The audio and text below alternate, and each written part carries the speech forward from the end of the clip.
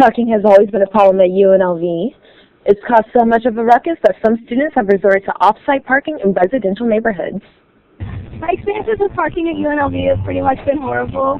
My reasonings for going to off-site parking are there not enough spots, or the spots that I get to are further away than the off-site parking would be. I've seen students parking in residential areas quite often, and it's really not something that you can get away from, with the exception of doing like parking bans. It's those students that want to park for free, and they're trying to get free parking. But how do those people that live in these neighborhoods truly feel? It's not been too much of a hassle to us because we park within 3 or 4 car lengths of right here in front. We've heard complaints from some of the other people that, well, yeah, students run away, we can't park there, but then it seems like it blows over.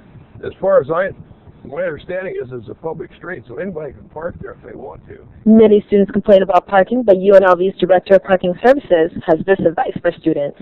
We focus a lot on alternative transportation, such as car sharing, carpooling. We have the car program called Zip Car on campus. Each day we have approximately 600 to 900 empty spaces out in front here. And with that, there isn't anybody that should have trouble finding a parking place. When asked about parking, many students shared other concerns, such as small garages and inconvenient locations.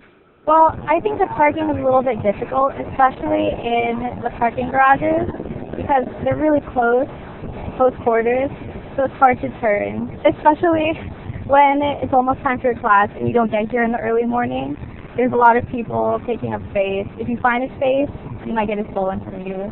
Luckily for those attending UNLV, Parking Services may have a few surprises up their sleeves for the upcoming school years. We're in the process of increasing the size of the free lot by 128 spaces. We're putting in a new parking lot over southwest of the preschool. Now that lot will initially be designated as staff parking. Signing off for Studio G, I'm Sherelle Moore.